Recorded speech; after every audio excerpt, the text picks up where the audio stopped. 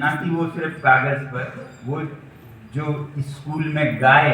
रखे जाते हैं उन गाय के दूध को मापन करते हैं बच्चे, और उस मापन के अनुसार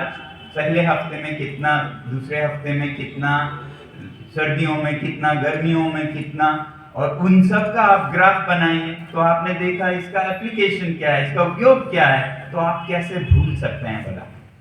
जब आपने इसका उपयोग भी देखा। वैसे ही आप रटवाते हैं कंडक्शन, कन्वेक्शन, रेडिएशन, फिजिक्स में हीट ट्रांसफर।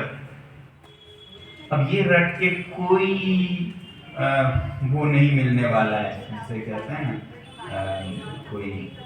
स्वाब या ब्लेसिंग किसी दुनिया से या परलोक से, मगर अगर उसको आप उपयोग करें और ऐसे भवन बनाएं ऐसे ठंडे प्रदेश में जहां पर -20 -30 की ठंड रहती है, कंडक्शन से कैसे हम सूरज की गर्मी को घर के अंदर आने दें, कन्वेक्शन से गर्म हवा को कैसे घूमने दें, जो सूरज की गर्मी से इस घर पे लगता है उसको हम कैसे ट्रैप करें, शीशों के पीछे काली दीवार, और फिजिक्स में सिखाया जाता है काला तो गर्मी को पकड़ता है, तो उसको आप कन्वेक्शन से कैसे घर में पूरा वितरण कर सकें उस पे लगाएं। रेडिएशन से कैसे जब दीवारें गर्म हो तो उनमें से तरंगे निकलती हैं, रेडिएशन, इंफ्रारेड, वो उपयोग करें, और फिर इंसुलेशन से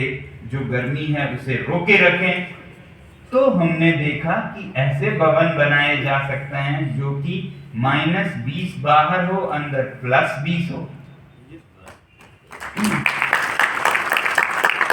बिना किसी ईंधन के, बिना किसी प्रदूषण के। और क्या चाहिए, एक भी पैसा नहीं जाता क्योंकि कोई ईंधन नहीं है, 1 ग्राम भी धुआं नहीं निकलता है, तो स्वास्थ्य भी ठीक रहता है, ना ही पृथ्वी बिगड़ती है। तो ये कमाल हुआ आपके उस फिजिक्स के हीट ट्रांसफर या हीट के चैप्टर से। मगर हम उसे भी रटते हैं, conduction is the process of transfer of heat from particle to particle. इस रटने से हमें किस जन्म में क्या लाभ मिलेगा, मगर अगर उसका उपयोग करें भावनामयी प्रज्ञा से, तो लद्दाख के -20 में जिस घर में मैं रहता हूँ, 20 तो मैं सामान्यतः कहता हूँ, ठंडे से ठंडे समय में भी 23 डिग्री से कम कभी नहीं गया, मिनिमम हाँ, और कोई ईंधन नहीं, कुछ भी नहीं, सिर्फ धूप आ रही है।